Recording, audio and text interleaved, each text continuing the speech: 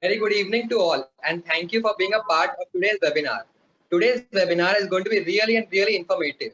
I would like to start by saying a leader is a person who wins the heart of other people, who influences others and guides people without only using authority, power, or command to get work done. Thus, a leader does not create followers, but he or she creates leaders. All of us here know that this phrase most applies to our very own college principal, Dr. Pooja Ramchandani ma'am. We all know her for a way of teaching. She does not need any formal introduction. She has mentored lakhs of HRites over the past 20 years. Many of her students are now leaders in top companies. Thank you, ma'am, for really making a huge difference in our lives. On behalf of all our fellow students, I request you, ma'am, to please say a few words.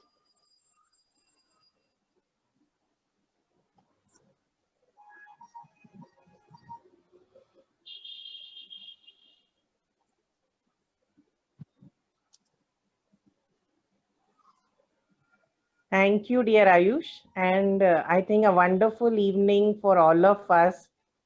A warm welcome to everyone to HR College, a 60-year-old institution, but we are still young from hearts, growing younger and younger day by day when we start our new initiatives.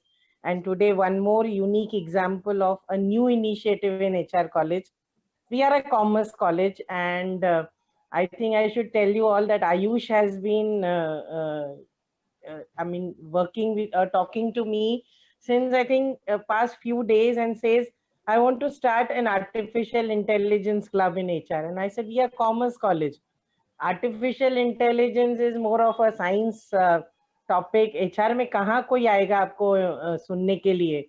He says, ma'am, give me one chance and I want to start an AI club in HR college. And I want to start. And I said, okay, do me an event and then I'll allow you to do a club.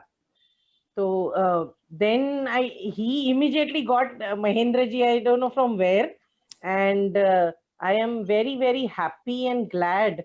Then I told him, okay, the IT guy in my college is Mr. Yunus, my IT coordinator. It's basically the effort of Ayush himself alone and Yunus sir today, that today we see a talk on artificial intelligence in Commerce College.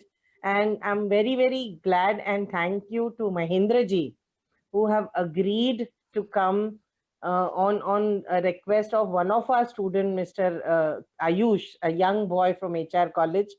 And I can see so many messages on chat that I'm joining AI Club or I want to join AI Club.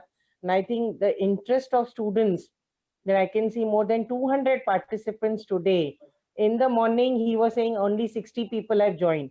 And I said, wait, let me share this information with many in the students community and teachers. And I can see more than 200 people joining in.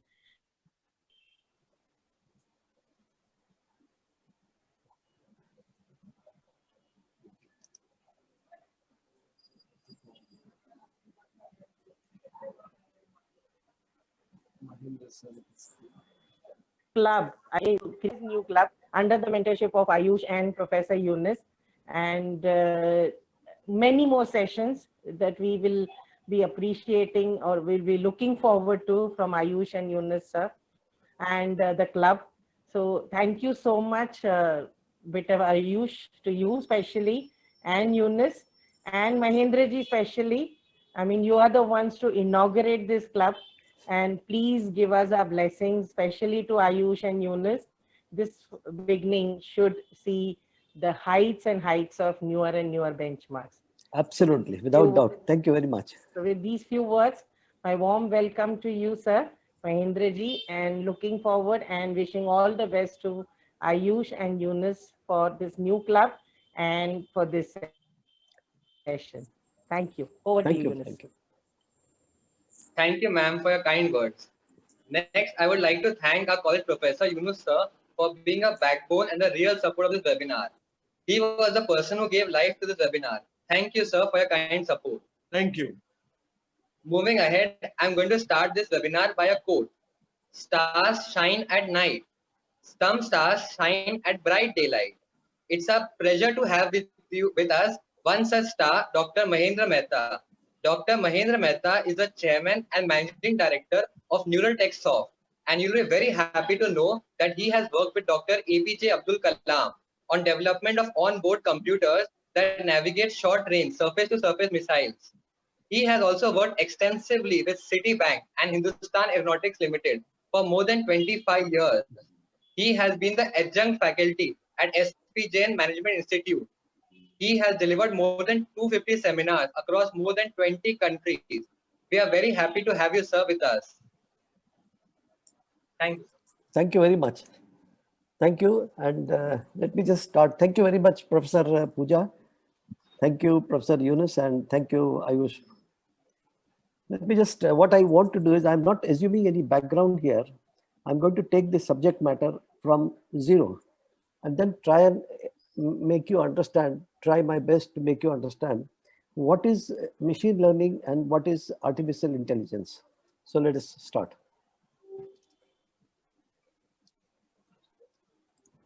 So what I'm going to cover here, the definition of artificial intelligence and some important attributes. What is artificial intelligence? What is machine learning?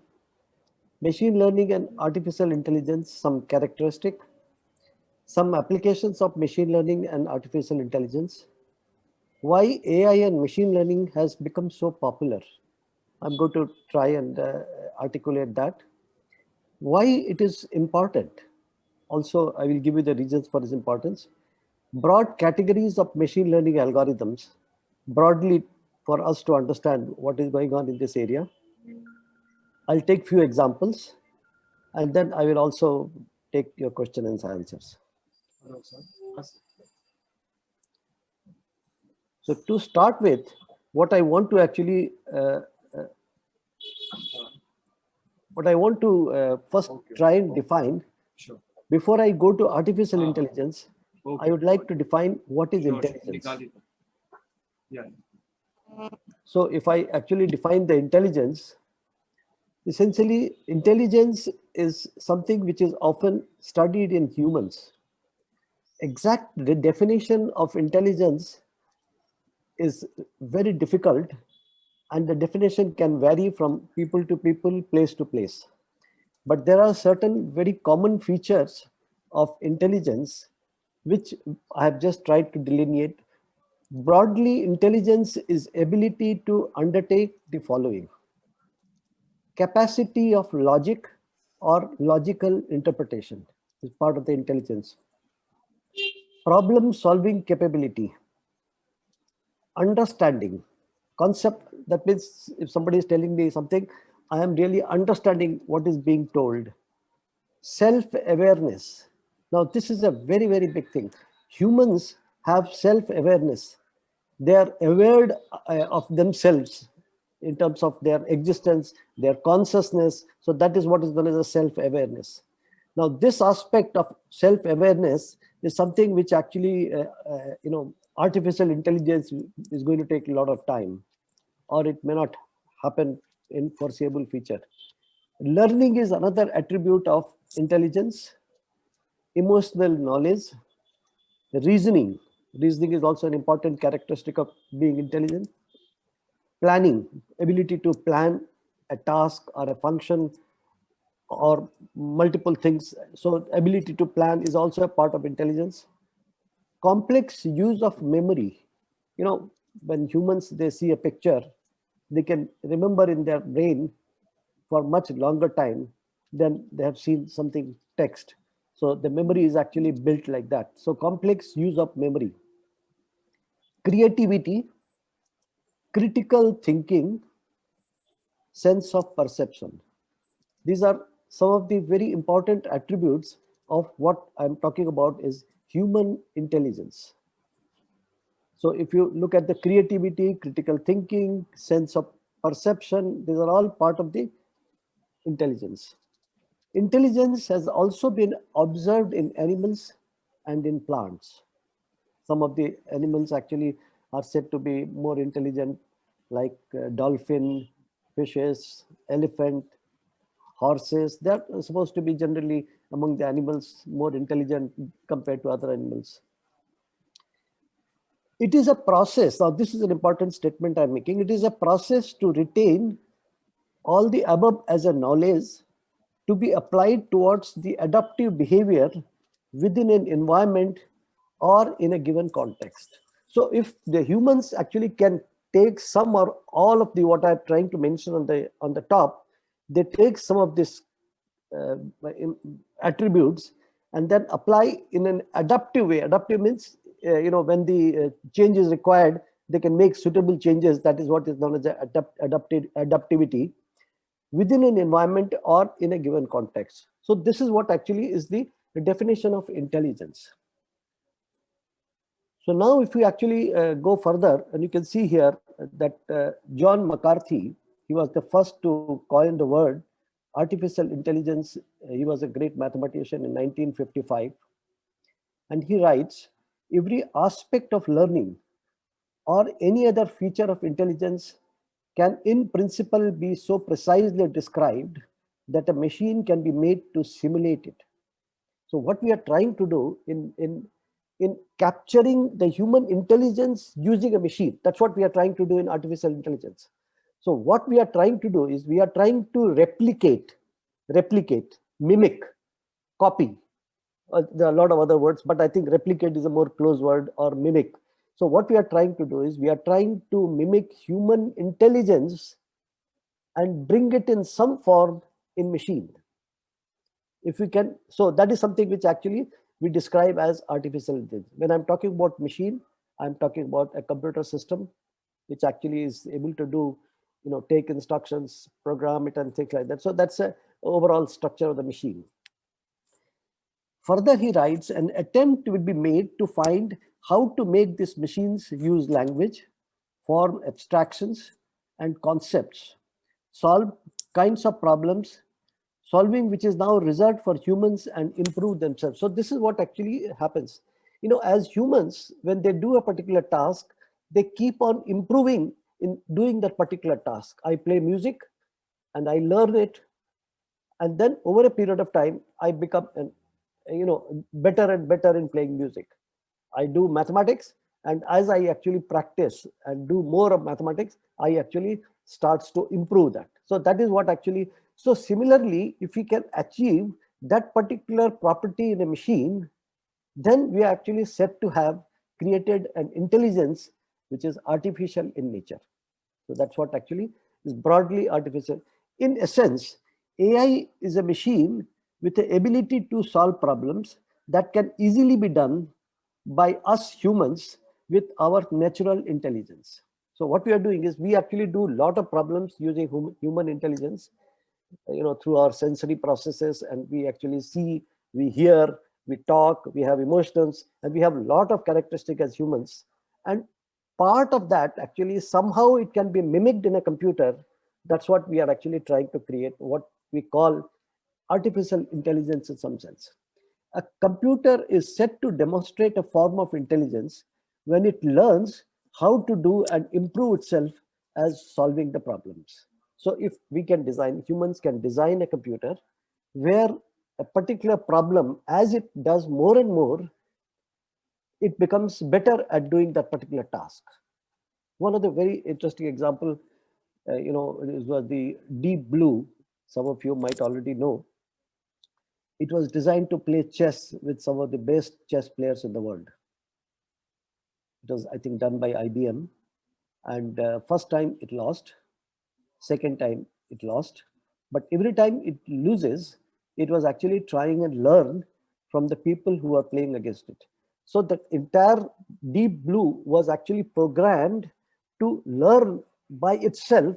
And over a period of time, it became so good that it almost defeated any human being on the earth in playing chess. That is a good example of artificial intelligence. So what has actually created, the humans have created a machine which can learn, have a learning algorithm which actually is capable of learning and becoming better and better in the task which it does. So that's what actually is, broadly artificial intelligence. So let me just take it further again. Intelligence in machine is called artificial intelligence. I just mentioned that when a machine is designed to perform some of these complex tasks, it is considered as artificial intelligence. The complex task I was talking about, some of the attributes which I mentioned, critical thinking and planning and all those actually characteristics are actually when one can design a machine where some or part of those tasks can be done by a machine or a computer, then we are said to have created an artificial intelligent machine, or we have actually done artificial intelligence. Most living beings, humans, animals, and plants have a varying degree of intelligence, as I mentioned, that is natural as opposed to artificial. Now, here I want to mention one important point. Human brain is an extremely complex organ, perhaps the most complex biological creation on earth by the God. So essentially, the most complex organ is the human brain. So what we are trying to do in artificial intelligence is something which we need to understand it well. Ordinarily, in most applications of AI and machine learning I'm going to define a little later, but in both the cases, we are trying to mimic or replicate the output of a brain functioning rather than mimicking the brain itself. Now, this is a very important thing. So what we are trying to do is we say, okay, what does the brain do? Brain is good at reasoning. Brain can do thinking. It can do planning. It learns. Some of these attributes are actually created artificially in the machine, and that is what we are actually talking in terms of when we are creating artificial intelligence or machine learning in computer. The objective there, to a large extent, and in some cases it is also true, and something I'm coming to that, where we are trying to create a brain-like structure in machine, and that is what we describe as artificial neural networks. But without that, if you don't take that into account, then most of the AI and machine learning science is about creating a task where humans are capable of doing using set of programs and logic which we create in the computer. So that's what actually is so we are looking for something like an input output of the system of the brain and not the structure of the brain itself. And we're trying to see how the brain really functions. No, what is the brain doing? How there is an input and there is an output from the brain, and that input output relationship is created in the machine to be able to really replicate the task which humans do. Then we have another very big area of what is known as, except in some extent, to some extent, we use what is known as an artificial neural networks, a very powerful AI technique for solving many complex problems. Now here in artificial neural network, and I have an example to show you in the end, where we are trying to create sort of a neurological structure in the computer, similar to that structure in the computer, which actually more or less will start behaving like neurons in the brain. And that is what we are talking about, is the ANN, artificial neural networks actually. So let's just see some of the things. An artificial neural network, we try to mimic functioning of brain and try to create a structure similar to the brain using artificial neurons and multi-layer perceptrons. So this is a similar structure. I have an example to show it to you. This is a very tiny attempt to replicate human brain functions. Very, very tiny attempt, because brain is extremely complex. We're talking about billions of neurons, billions, 10 to the power 9.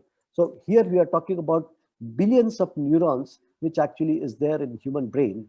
So that complexity is something where we're talking about deep learning. Aspect of that actually is being captured by what is described as a deep learning. But if you look at shallow learning, we have a simple neural network which actually creates sort of a tiny attempt to replicate the functioning of a brain using some artificial neurons. Brain functions are very complex. So now some of these neural networks actually are capable of solving the problems like image processing, image recognition, pattern recognition, voice recognition and processing, which is also called deep learning, natural language processing problems like language translation. These are all some of the things which actually are, so I can actually give you an example here of how the the language can be translated. And if I speak and I ask a machine to translate something I speak in Hindi, and then the machine will translate in English to Hindi, that is something that it can be done easily using neural network. I have an example here. Let me try if I can actually show it to you. Hey Google, this is a Google Home which I have just kept here, and I wanted to demonstrate that. Sorry, I didn't understand. So let me just give you the. Can you hear me, all of you? Okay, so I assume that you are able to hear me. So hey Google, how do you say what is your name in Hindi? In Hindi, you would say, Tumhara kya? Hello, hey Google, how do you say what is your name in Hindi? In Hindi, you would say, Tumhara kya? So it is not doing it very well, actually. Everybody is doing the job. Yeah, but actually, so okay, so let me ask another question. These are all artificial intelligence actually, and machine learning. Both are built in these functions actually. All right. How do you say, hey Google, how do you say good morning in Italian? In Italian, that's Buongiorno. Can you see that? Oh, that's great. Okay. Hey Google, how do you say good morning in Hindi? in Hindi, that's Shubh Prabhat. Wow, that's too good. So you can actually, okay, hey Google, tell me how is the traffic on Western Express Highway? There's heavy traffic on Western Express Highway, Maharashtra. Hey Google, tell me how is the traffic in Sydney, near the Sydney airport in Australia? Sorry, I don't understand. So see, still actually now what is happening, as I'm asking questions, it actually puts in database and starts to learn. So it has a huge learning capability as I'm talking to it, as the people are interacting with this system. Now this is pretty old. Enormous amount of work is going on in this connection, where natural language processing is work is being done on natural language processing, where I don't know if some of you have seen Google Lens. This is quite an interesting application of language translation, and you can actually do it on your mobile. If you actually have a text written in Arabic or in Italian, and if you put the Google Lens on top of that, you will see on the screen, on your screen, whatever language you want to see. You will not see in Arabic or in Italian, but you will see in Hindi or in English, fully online translated. And there is a possibility of doing this on every mobile today. Anyway, let's just proceed actually. So what is learning? Broadly, acquisition of knowledge or skill through study. Learning now. Learning is nothing but acquisition of knowledge or skills through study, experience, or being taught. What typically happens in schools and colleges? So learning is either developing skill or knowledge through study, experience, and being taught in the class. Machine learning is another subgroup of an artificial intelligence. Machine learning, or simply as we call ML, is a science where mathematical, statistical, and related algorithms are deployed in a computer system to perform a specific task with data. Now, as opposed to artificial intelligence, there are also data is used, but in machine learning, it is totally data driven. So we must have past data, where data can be in the form of input-output relationship, or can be only a set of data which actually itself reveals the characteristic or behavior of the data which actually it represents. For example, let us say that I take the data from from HR college, and exactly from the class and from whatever data I have created, it actually tells me the different attributes of the college in terms of its students, in terms of faculty, in terms of infrastructure, in terms of the learning facilities, all that actually. And if I process this data in a particular way and compare this data with other schools in the world, then I will be able to compare this data with other schools extremely interestingly, and it will be extremely revealing using AI and machine learning. So data actually speaks for itself, and it carries enormous amount of information which the today's computers are able to process with ease, and with actually enormous amount of inferences can be drawn from the data.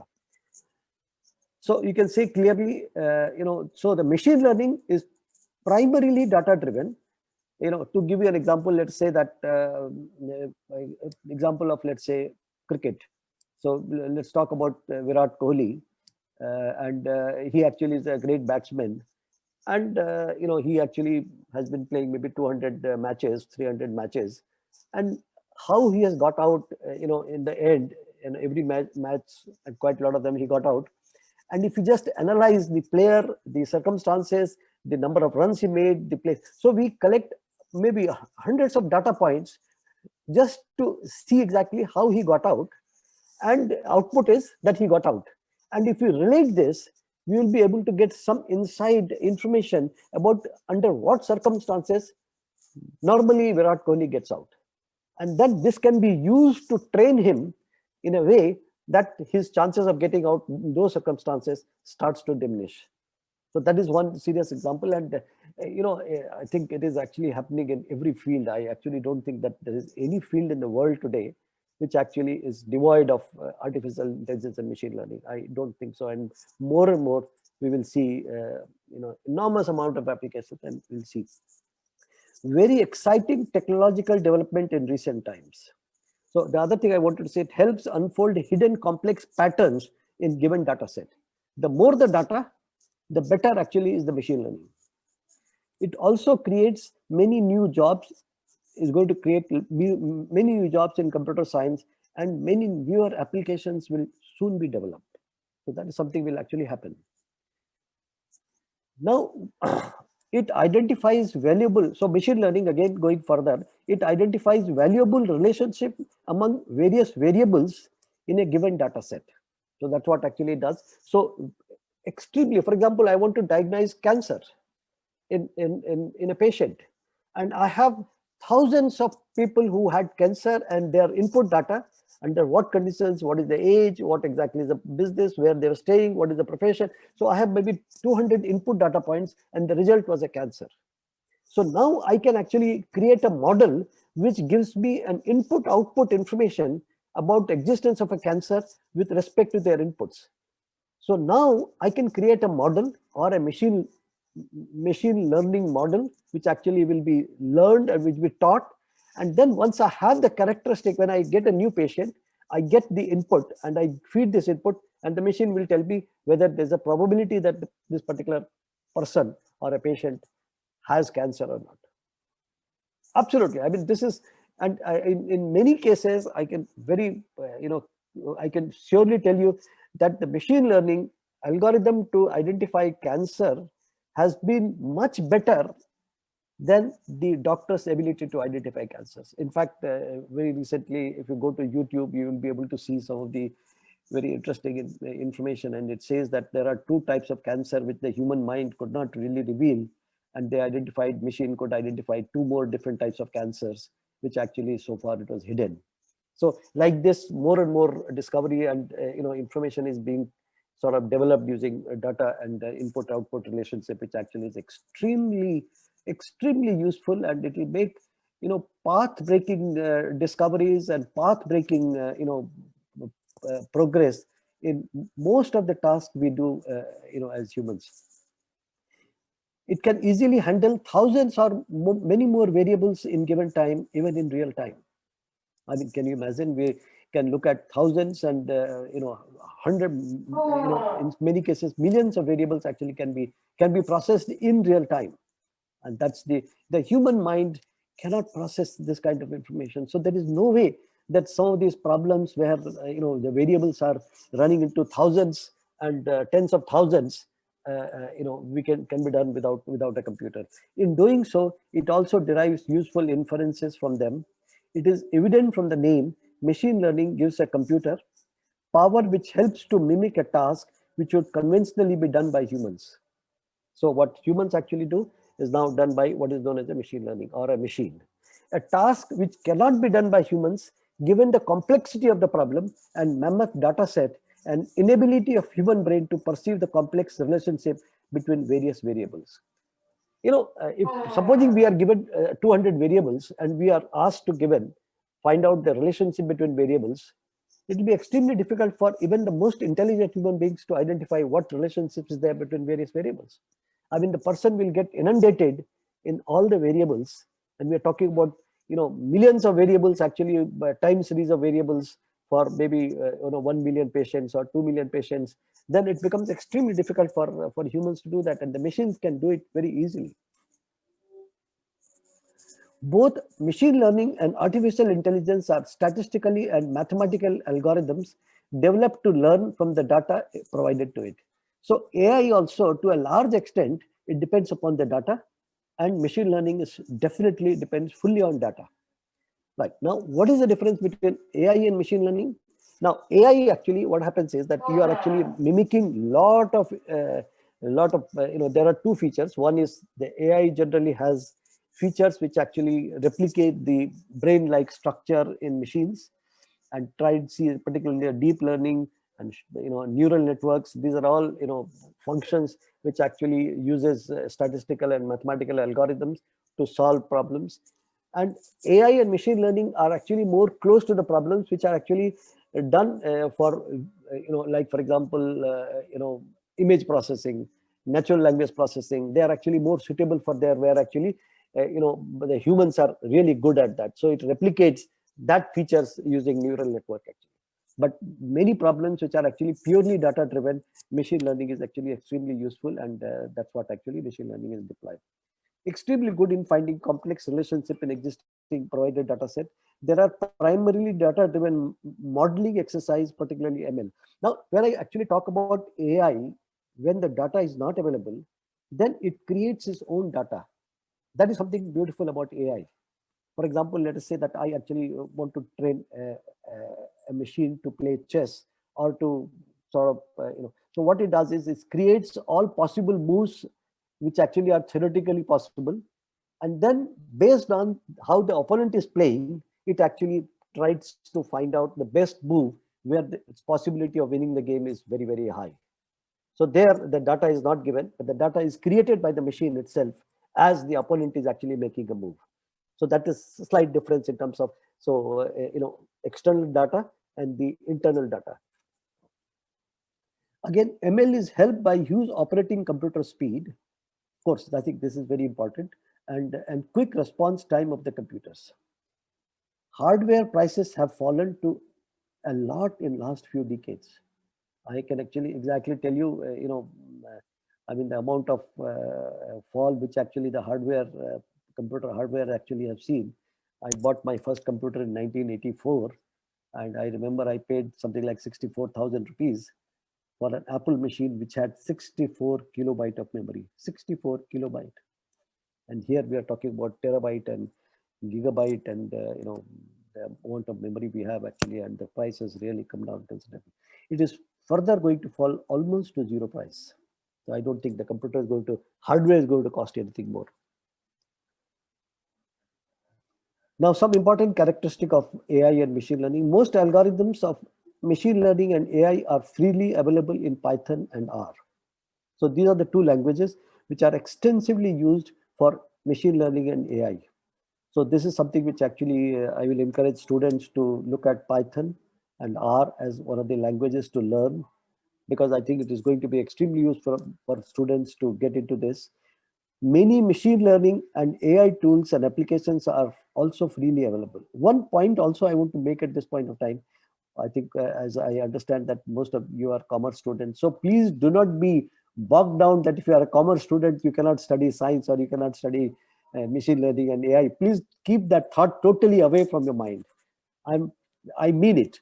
It's very important to understand, and you say that you can learn it and you will do it, because it's an area which is actually coming up, and it's going to solve many problems in the commerce and economics domain itself.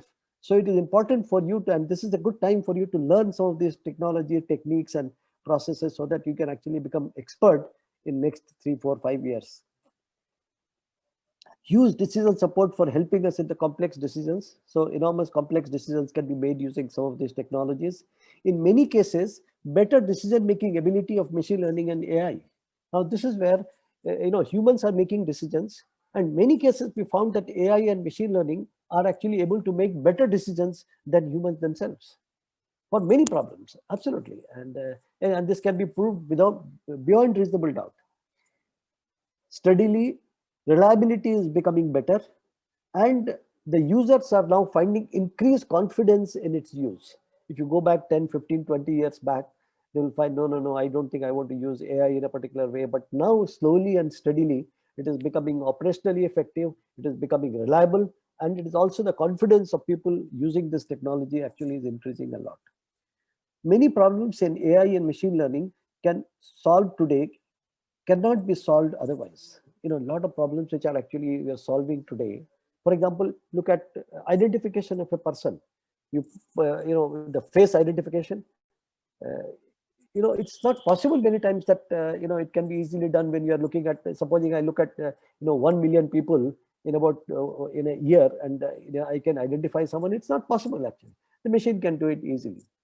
Increasingly, newer problems coming in the realm of ML and AI, which do not have any solution, or in many cases, previous solutions were ad hoc.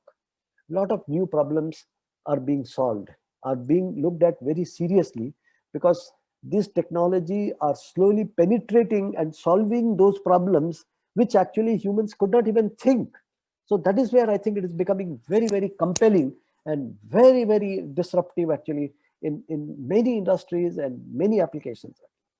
Continuous improvement of algorithmic power as more and more data made available in future.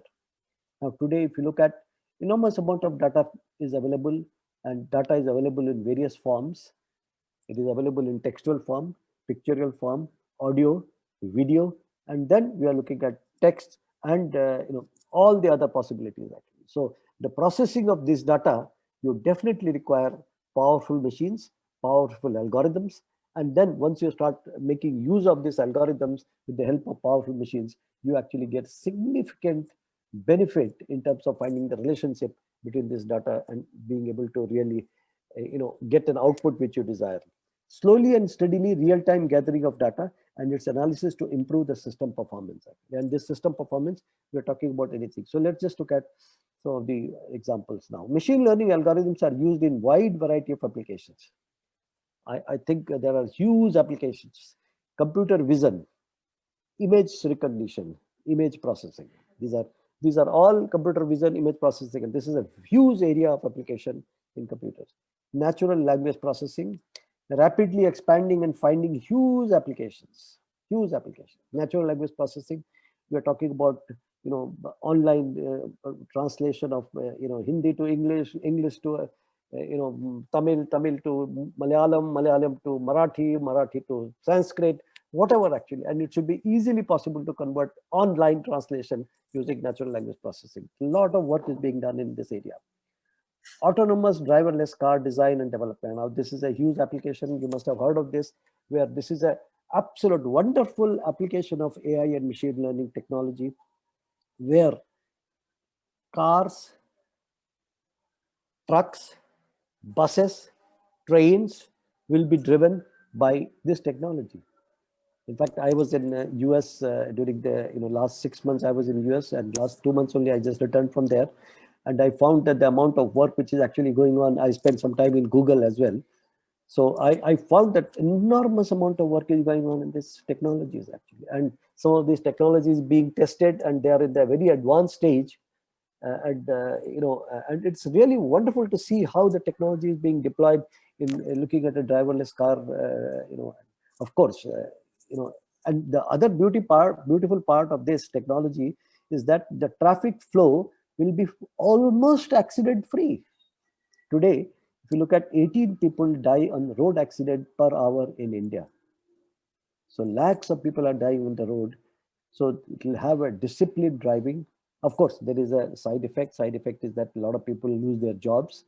Drivers, car drivers, truck drivers, then bus drivers actually. But that is something which actually is bound to happen as the technological developments are taking place, as the industry is actually migrating from, from analog industry to digital industry. So that is something which actually is bound to really happen. That is something which actually I think we need to look at, as this is a different aspect of some of these. Robotics, healthcare, disease diagnostics, AI controlled robotic surgery, improving sports performance, player performance in many sports, Olympic Games, Formula One, space exploration, gaming, education, efficient traffic management, and many other related applications. These are some of the applications which I could think of, but enormous amount of applications. I think there is no area which is not touched with the development of AI and machine learning. Medical science, diagnostics of rare cancer, precision surgical procedures. So these are all some of the things which actually is targeted marketing, where it is difficult or infeasible to develop conventional algorithms for effective performing the task. This is actually, the machine will automatically find out who is a potential customer which will take your service.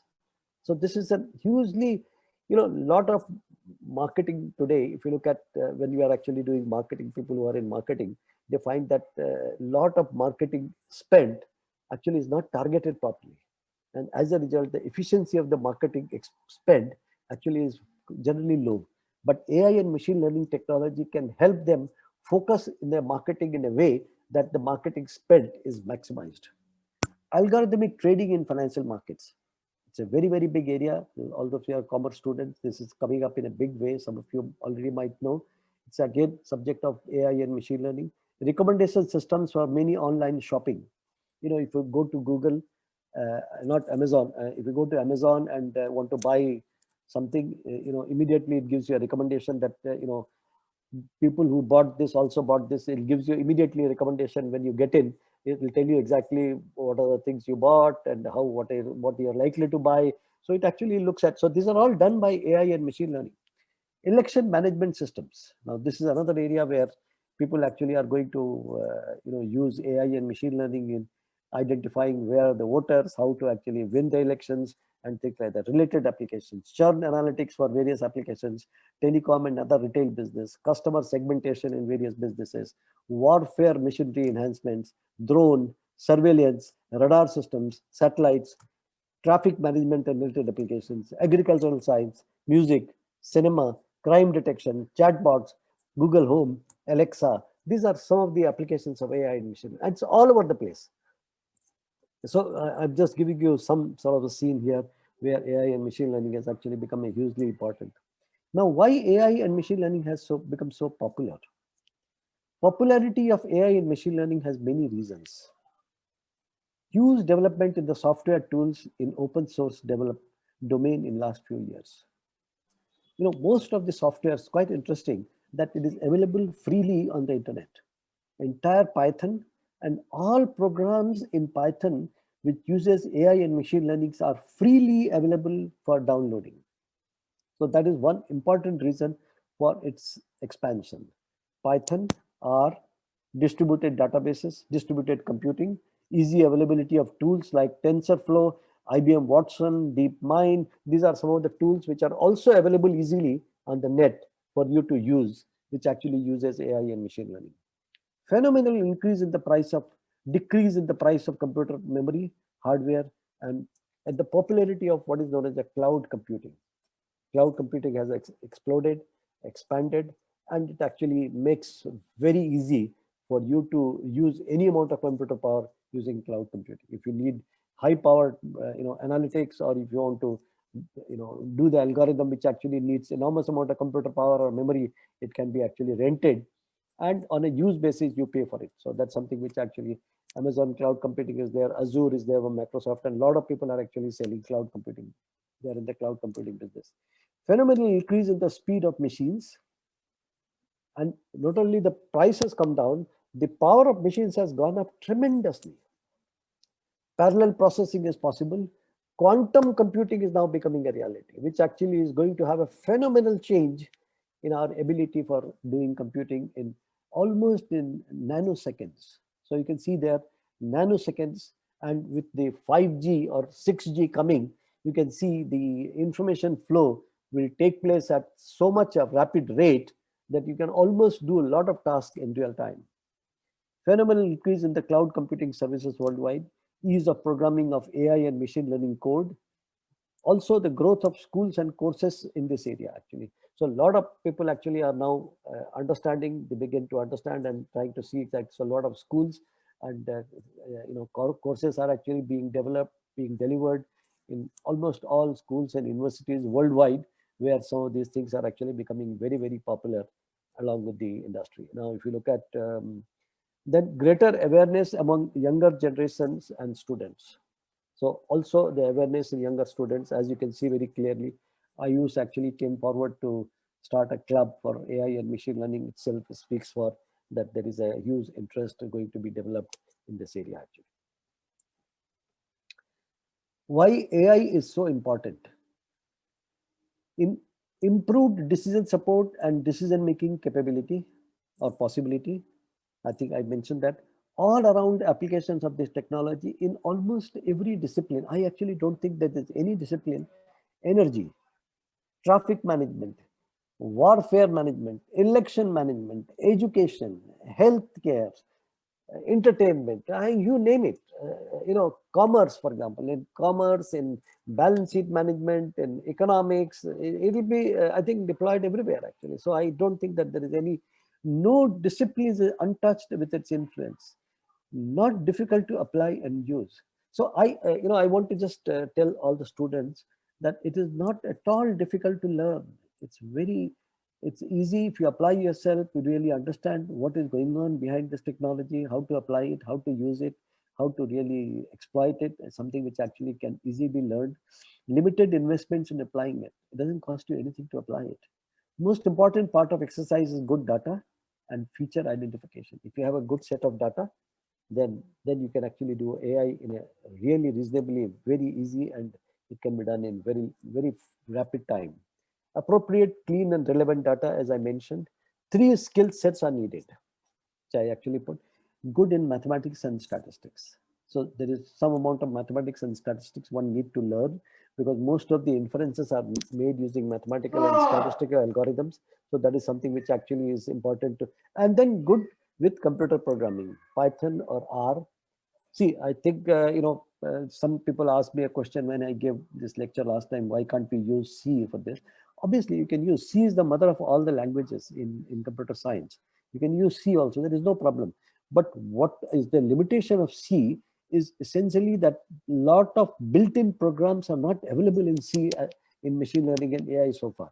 So as a result, Python and R has become very popular because a lot of routines are already available. So a lot of cooking is already done for you. You just adapt it, take it and apply it. So that is where I think Python and R has an advantage. Python is easy to learn. R also is easy to learn as compared to C and C++. That's little difficult to learn, and it takes quite some time to become very good in those. But Python and R actually are relatively easy learned language. And some domain knowledge. Now we're talking about domain knowledge. Let's say you want to solve a problem in marketing. You need understanding exactly what happens in marketing. If you want to solve a problem in cricket, you must understand what exactly happens in the cricket. So that's what actually, so if you have these skills, you can become a data scientist. So that's what it is. There's nothing more than that. So why AI and machine learning has become so popular? Again, to look at Coursera's contribution to learning, ML and AI is also making it popular. Shifting of talent from all disciplines to data science area. In our company, we go every year to select people. We do quite a lot of work in data science, and we go to IIT Bombay to select 2 people every year. I've been doing it for almost 15 years. And I can see very clearly people from every discipline in engineering, they are all coming into data science and finance because they see exactly huge applications of some of these technology in different areas. So that's where a lot of shift of talents from all disciplines in data science area. Actually. Computer science, data science, AI, machine learning, distributed computing, cloud computing, these are all the areas which is actually growing very rapidly, and huge desire is there of the people actually to get into this area because the requirement is huge, it's a lot of fun, and a lot of new things which are happening actually. Huge applications for big tech giants like Google, Facebook, Twitter, LinkedIn, Microsoft, Tesla is an electric car company, Instagram, and other platforms. So you can see exactly So all these people, they are using extensively AI and machine learning in everything they do. Absolutely. Data collection and availability in many businesses across different fields, increasing cost of manpower in many job functions. So one of the things which actually AI and machine learning is becoming popular is that the manpower cost is increasing day by day. And lot of tasks where actually which can be replaced by machines will happen because the corporations will actually try to reduce their cost of manpower, to see exactly if they can be controlled actually, or they can be reduced. So that is another reason for popularity of AI and machine learning. Increase in customer volume across in many industries compel the need of automation. Now, for example, you look at telecom. If you look at Vodafone, they are serving maybe more than 100 million customers. It is not humanly possible for them to look at each client. So they have put chatbots, they are using AI and machine learning to serve their clients. And that actually something going on very rapidly, and it will happen more rapidly in next few years. So there are many industries where the volume of the customers who are serving actually have become huge. So that actually where I think AI and machine learning will be actually increasingly deployed. Increase in problem solving capability of very complex problems. A lot of complex problems which still don't have solutions. So people start looking seriously at those solutions and trying to see if AI and machine learning could be used in a way. Helps in knowledge retention in very significant way actually. So if you can use AI and machine learning, then what happens that the people, their knowledge is actually is sort of created in the machines, and then it actually knowledge is retained in the machine. Then many problems which could not be solved earlier can easily be solved using some of this technology. As I mentioned this, automate many mundane and important tasks, provides capability of processing many variables at the same time almost instantaneously. Cost reduction in service delivery to customers in many businesses, increase in service efficiency, excellent use of past experience in the form of data to learn from it. The technology will have far-reaching impact on human life in every possible way. Going to change a lot of work aspects of our life. For youngsters, I think it is going to see phenomenal change in next 10 to 15 years in almost all industries where AI and machine learning will be deployed increasingly to, in many cases, replace the human beings or assist them. And as it becomes more and more, acceptable, then actually it will replace the humans in many ways actually. Going to make human computer interaction easy and practical and very economical. So now what are the things which actually, the humans were not able to, using the natural language processes, it was not able to interact with the computer actually. And that AI and machine learning allows us to do that, as you saw in the example in Google Home. And I'm going to just run again some few questions. It will also replace a lot of mechanical jobs in the world, and it will be a social concern. So that is something is a separate problem. We need to look at that, see exactly. So these are some of the problems where machine learning is actually can be classified as supervised machine learning or unsupervised machine learning. Now, what is supervised machine learning? Supervised machine learning is where I know the output. For example, let's say that in trading, I had the past data and the market went up. So I know exactly that if this was the behavior of the data in the input, the market had gone up. So if I had bought, I would have made some money. And this is the data and the market went down. So this is where I can do some part of a supervised learning. And the unsupervised learning is, let's say I have the data where I don't have any output-input relationship, but I can do what is known as a, so this is how actually, so there are three techniques which are actually used: classification, regression, and clustering. So these are very popular techniques, and there are huge number of technology or techniques which are available under classification. Support vector machine is there, neural network is there, then random forest is there, and then you have logistic regression. So there are a lot of techniques which are actually easily available in classification. regression, you have a variety of regressions. You have linear regression, robust regression, lasso regression, and there are enormous amount of regressions there. And clustering is also actually many clustering possibilities. So these are some of the, so unsupervised learning and supervised learning both are actually possible. And again, in the neural network or AI also domain, both supervised and unsupervised learning is possible actually. So now what I want to do is I want to show you an interesting application of, so this is a program, this is our program, which is available at the internet. So I'm just trying to show you what this program does is that it sets up a neural network to find the square root of a number. So it is not fine. So I'm training a neural net to find the square root of a number. So it is quite interesting actually. So I'm creating a sort of a neural network, a human-like sort of network or neurons, where I'll give an input and it will exactly tell you what is the square root of that number. So that's something which actually, so I'm going to run this program and you can see the program is running. So you can see a neural network is created. So you can see this is how the neural network looks like. So this is an input and the neural network has been trained to find the square root of a number. So if I give a number here, it will tell me what is the square root. And this is how a neuron. So each of these are neurons. This is one neuron and this is another neuron, and each of these are neurons. So there are 1, 2, 3, 4, 5, 6, 7, 8, 9, 10. 10 neurons are there, and this is what is known as a bias neuron, which are actually available here. So this is a neuron which is here, and this is an input neuron, and this is an output neuron. So there are 3 layers. This is input layer, this is middle layer, and this is the output layer. This is, mimicking the brain function. So exactly you can see here, all the neurons are joined with each other. So you can see this neuron is joined with it like a brain, exactly like a brain. So you can see all of them are joined together, and you can see this neuron is connected to everything. And then this neuron is also connected to the output actually. So this is what actually is done. And you can see very clearly, so it is now programmed, and you can see it has calculated this is the actual value and this is the output. So the square root of 1 is 1, square root of 4 is 2, but neural network has said it is 1.94. Square root of 9 is 3 actually, but the neural network has said it's 3.02. It is very close, and you can do it better. I'm just given very simple.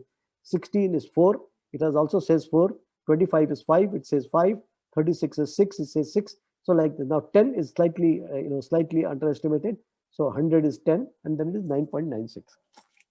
So this is a good example of training a mathematical problem to a neural network, where I've given the input and output and telling that now you train this network and tell me how to find this. So now you give a number between 0 and 100, it will exactly calculate what is the square root of that number using neural network actually.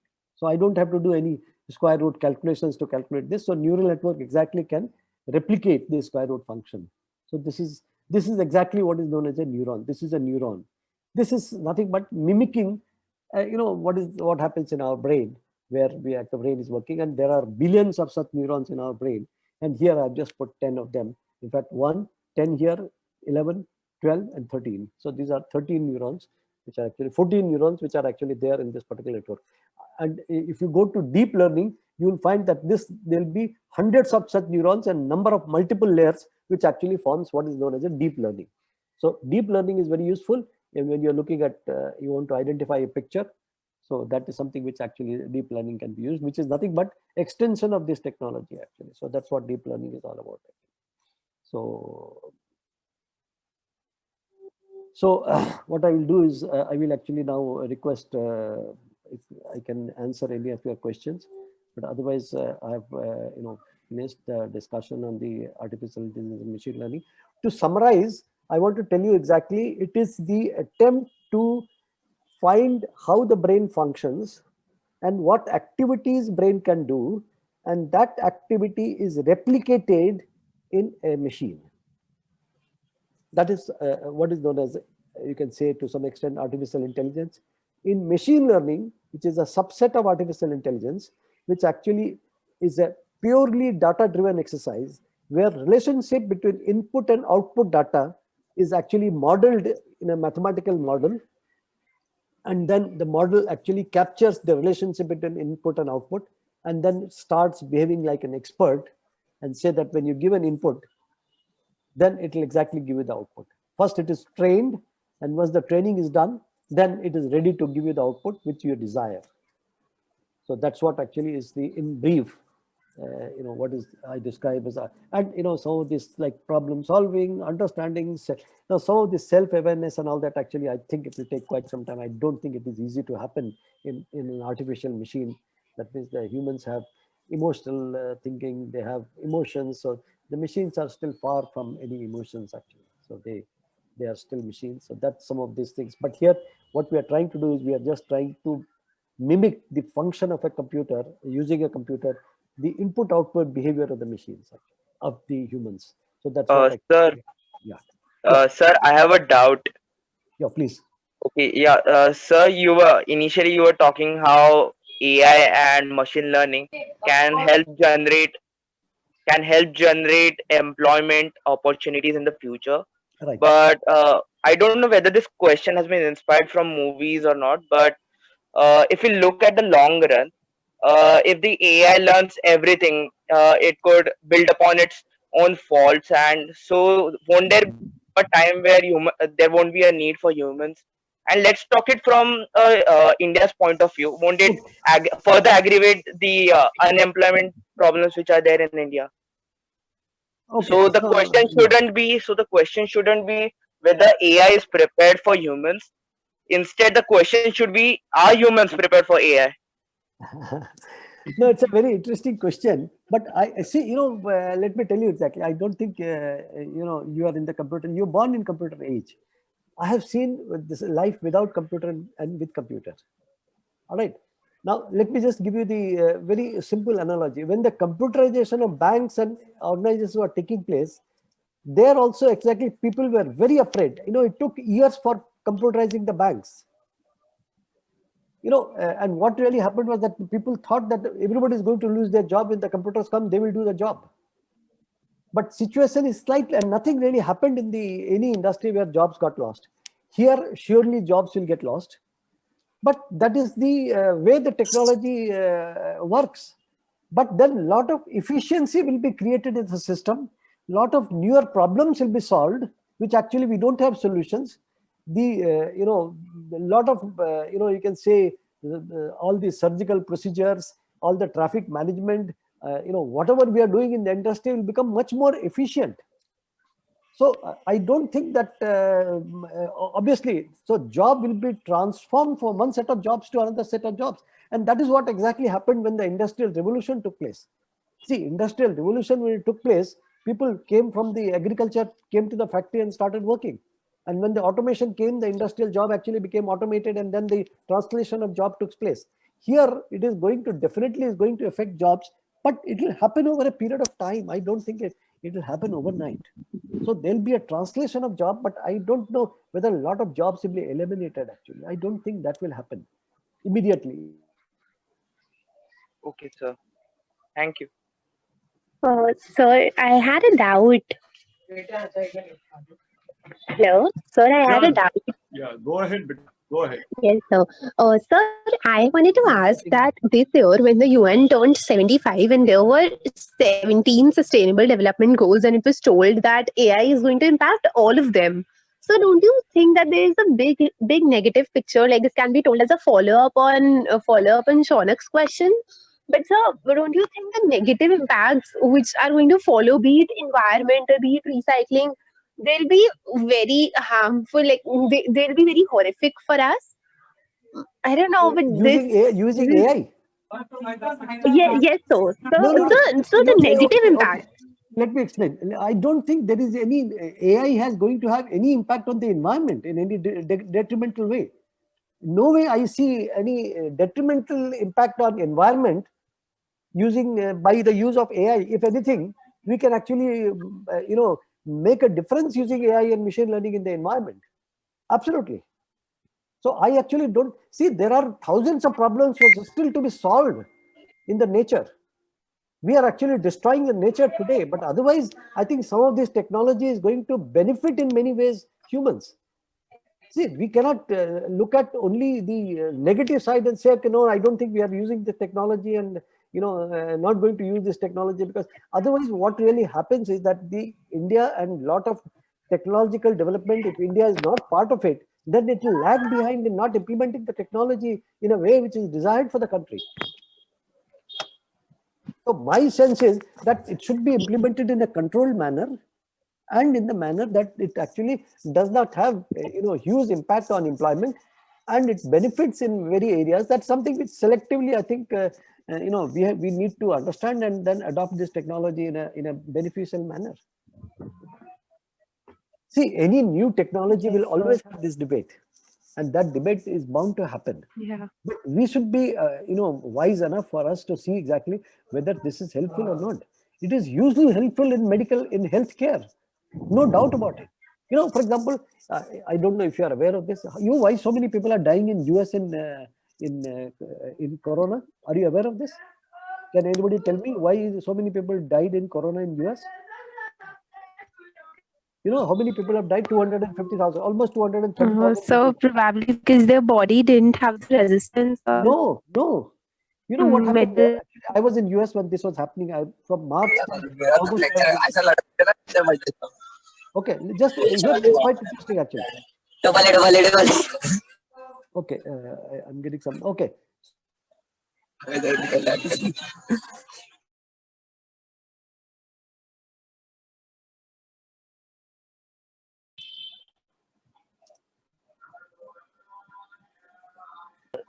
Sir, you are on mute.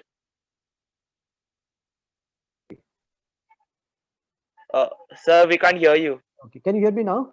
Yeah. Now Okay, you're. I'm sorry. So what I was telling was that I'm just telling you one simple application of AI and machine learning.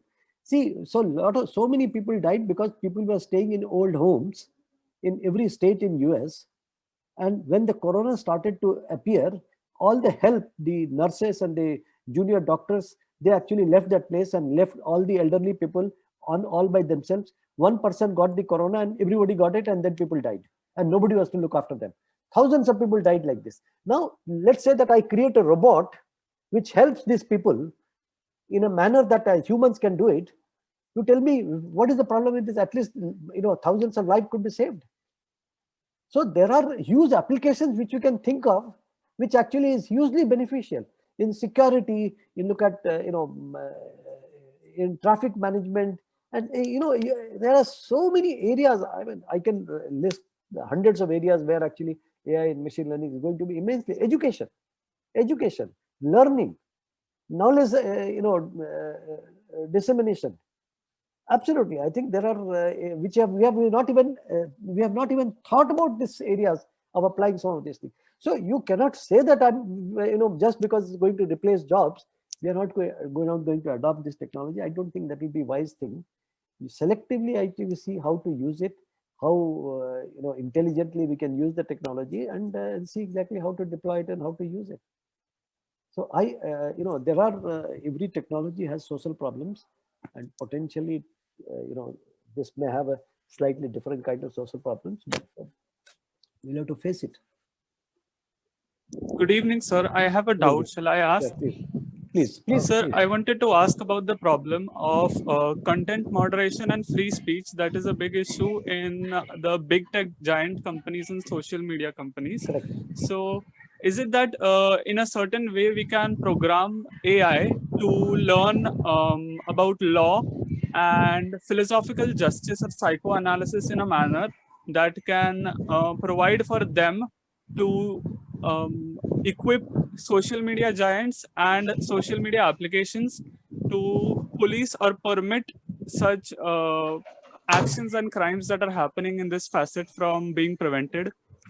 Absolutely, it is already going on actually. In fact, my daughter-in-law works for Google, and I was talking to her, and she's quite a senior person there. She was taking that, Papa, this is happening in a big way actually. In fact, all the social media giants are extremely concerned with this problem, extremely concerned, because it is their problem which actually the governments, not only in the local government, but the world government is concerned with. So I think they are extensively applying, some of the technologies which actually they are putting their hands, and they have put thousands of people at work on to do this kind of things actually. In what way is it happening, sir? In what way is happening? In the sense that, for example, somebody is putting an essay or a text which actually is, hurts some people in a particular way. So the machine learning will actually, identify that and will delete it automatically. So that is something which actually will see, and then the law can be studied by the machine and will say exactly whether the complete text is in accordance with the law or not. I don't know if you have seen, there are some applications where you can actually look at the text, you can summarize the text, you can actually, translate the text, you can actually, there are a lot of natural language applications which are actually now popularly available in the internet. Good evening, sir. Good evening. Tell me. Sir, I had a doubt. Sir, I've been reading about AI's deployment in the finance industry as well. Sure. So, sir, I wanted to ask if AI can only replace the number crunching positions, or can it also replace positions where situational application or situational thinking is needed? Absolutely. And so Absolutely, it can do both. Oh. Number sir, crunching was going on for a long time. That was 20, 30 years back. But now it is much more than number crunching. So, sir, what impact, according to you, would it have on the asset management industry particularly? Asset management is going to have a huge, in fact, we are working on one of the problems where we are trying to identify how to manage the assets. Looking at the reports which are actually coming about the company in Google or in the web, and identifying that, doing web scraping and trying to use AI and machine learning technology to see if some stocks to be purchased or not to be purchased. In portfolio management, actually, portfololio management has a huge application in AI and machine learning. This, now, if you look at this problem, it cannot be solved. So you're not replacing a human being there. You get the point. For example, let's say that I'm running a portfolio management, service, or I'm managing portfolios. Let's say 1,000 crores, and I have, people. Now a person can look at maybe 3 companies, 10 companies, 20 companies, and there are 5,000 companies which are listed in the Bombay Stock Exchange or National Stock Exchange. Yes, now, sir. there is no way that I can actually look at all the 5,000 companies in a single shot. So I can actually deploy the technology easily, and it continuously tells me what is happening on each of these companies, and then if something is going wrong in the company or something is going well, it will just flash that, and based on that, it will take the position and say, okay, go and buy this stock and then sell this stock or whatever actually. So that's something which actually is there. So, sir, it will basically assist the people who are in the industry instead of replacing them. Absolutely. Okay, let me give you an interesting example. I was in the aircraft industry for 15 years before I joined Citibank. Yes, sir. All right. Now, I'm sure all of you have flown. When you take a modern aircraft, you look at 767 or 757 or even 777, one of these aircrafts. Who is flying this aircraft? The pilot. Pilot is not flying. Oh. Pilot is sitting there. Oh, yeah. Yeah, he is just assisting the machines. Most of the flying is done by the machines.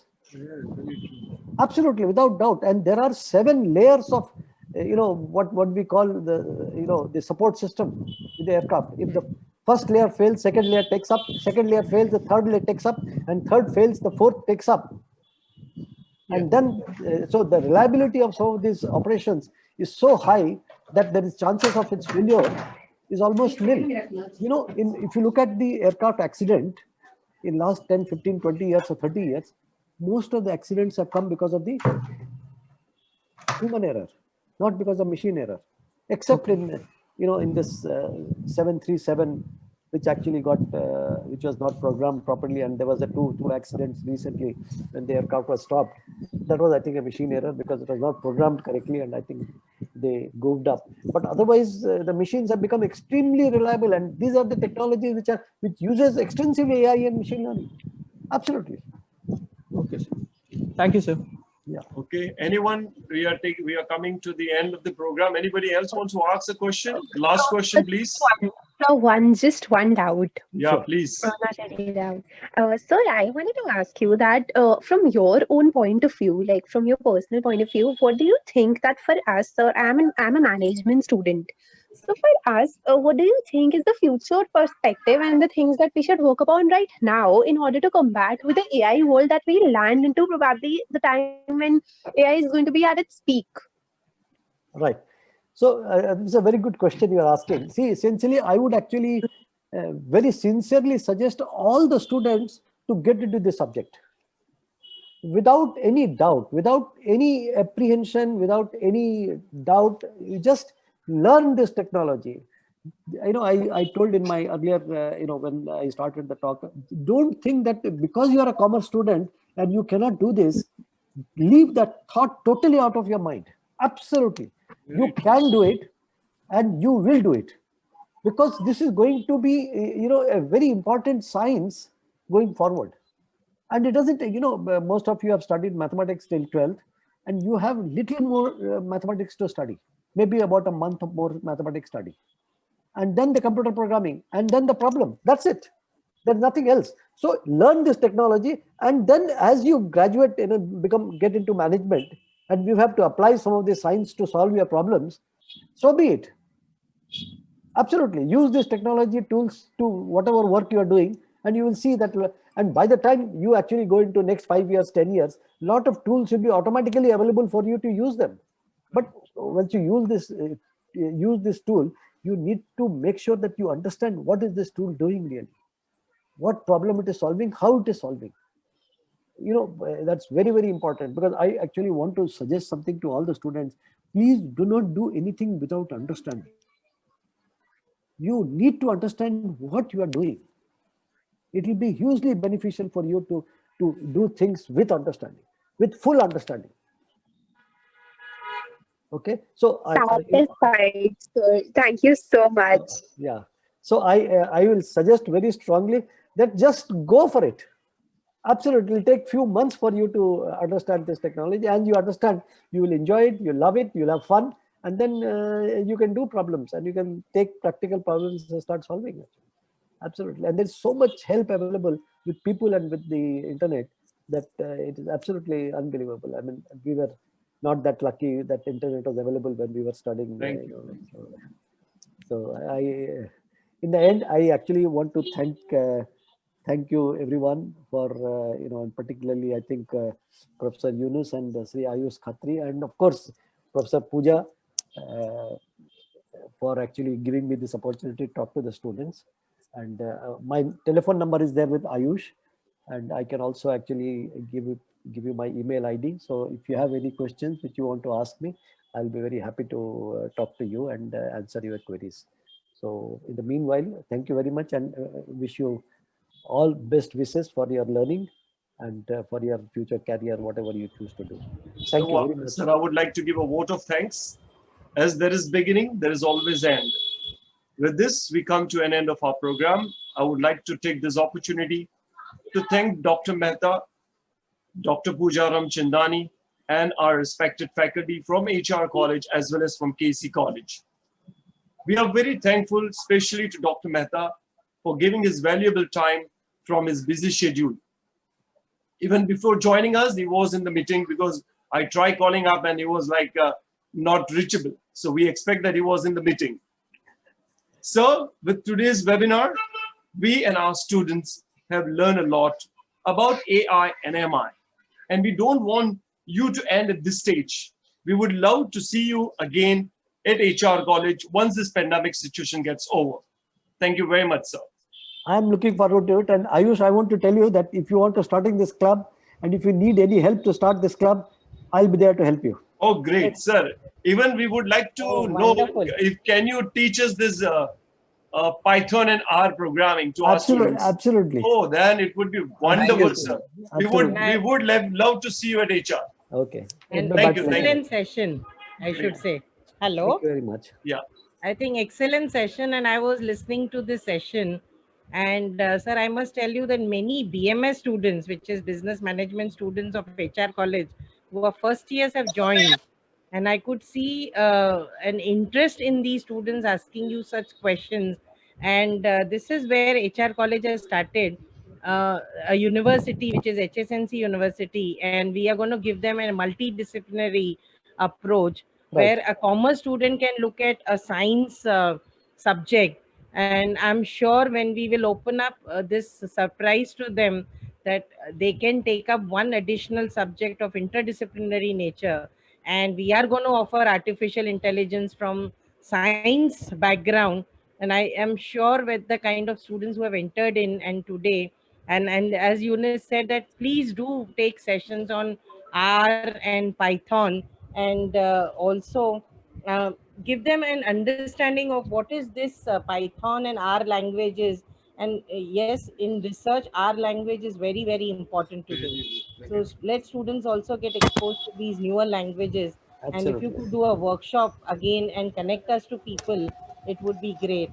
And I'm glad that I gave permission for this club, and I'm great. proud of Ayush. And yes, because I know what messages he used to send, ma'am, please give me this permission. And I think this permission granted was blessing for HR college. HR, true. So Absolutely. and also the students who have attended today, Correct. and looking forward to more and more sessions on AI. And I would suggest, sir, if you can help us in how AI is helping management, HR, marketing, accounting, various other fields, because Absolutely. these are your mixed group of students, and a specific niche area will help them. That today they have, as you said, 15 Correct. years down the line, the life will change, and these Absolutely. kids will be in their 30s and 40s Right. in next 10 years. Correct. And this is where they should now understand that maybe they will live with a robot. We Right. lived with human beings, they will live with robots. So how they will live with robots? They have to prepare them. They have to Yeah. prepare So themselves for thank that. you so Yeah. much. Right. Thank you, madam, for Yes, giving your thoughts and words Thank you of very much. motivation. I'm glad I attended. And at the end, I also want to thank Ayush for giving Mr. Mehta to us, and we have learned a lot. Thank you, I think Ayush. at the Thank end, you very Ayush much. should say something. Ayush, Yes, please Ayush. go ahead. Thank you. Thank you so much, ma'am. Thank you. Thank you very much. I think Thank the you. most happiest today is Ayush. True. Yeah. I would like to say something. Pooja ma'am, good evening. Pooja ma'am, good evening. Yunus sir. Tasneem. Yes, Yeah. I am throughout the session and have been very Very intently listening to the entire session. And it has been a real wonderful knowledge which sir has, given us. And I, being an IT faculty, I would really request Pooja ma'am and Yunus sir to share Dr. Mahendra's email ID so that even we can connect the young students who will be coming forward to the management and all the other courses at HR College.